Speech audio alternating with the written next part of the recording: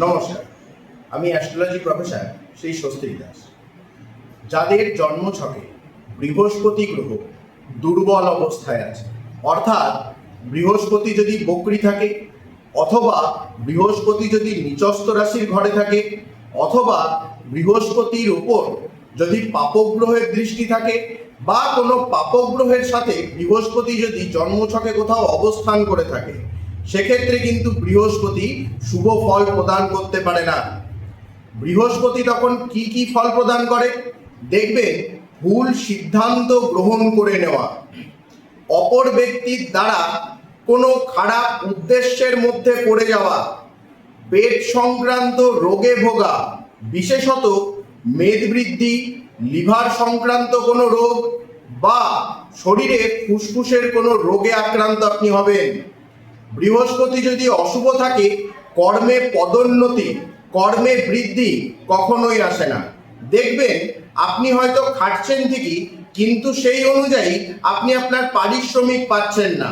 আপনার যতটা ডেভেলপমেন্ট হওয়ার কথা, সেই অনুযায়ী কিন্তু আপনি ডেভেলপমেন্ট করতে পারছেন না।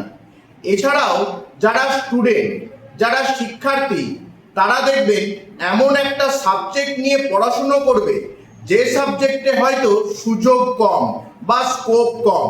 হয়তো বৃহস্পতির জন্য সে সেই সাবজেক্টে হয়তো মাস্টার ডিগ্রি বা পিএইচডি পর্যন্ত পড়াশোনা করলো, কিন্তু সেটা পড়ার পর না সে ঠিক মতন কোনো কর্মে যোগদান করতে পারছে, না সে কোনোভাবে কোনো কর্মে নিজেকে নিযুক্ত করতে পারছে। অর্থাৎ কর্ম চাঞ্চল্যতা বা কর্মে কিন্তু বাধাও এদের সৃষ্টি হয়ে থাকে।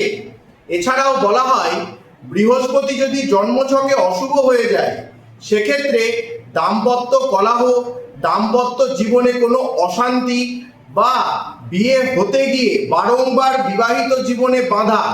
হয়তো দেখছেন আপনারা হয়তো সমস্ত কথা বলে সব কিছু পাকাপাকি করে রেখেছেন, লাস্ট মোমেন্টে গিয়ে এমন কোনো কথা হলো বা এমন কোনো দুজনের মধ্যে কথাবার্তা এলো যার জন্য বিয়েটাই ভেঙে দেওয়া হলো, বা বিয়েটাই কিন্তু আর হলো না। তাহলে এই রকম ধরনের নেগেটিভিটির মধ্যে কিন্তু আপনাদের পড়তে হবে। তাহলে সবাই একবার দেখুন তো, যে জন্মছকে বৃহস্পতি আপনার অশুভ হয়ে নাই তো, আপনার কোনোভাবে পীড়িত হয়ে নাই তো? যদি থাকে তাহলে আপনাদেরকেও কিন্তু এই রকম ধরনের সমস্যার সম্মুখীন হতে হবে। নমস্কার।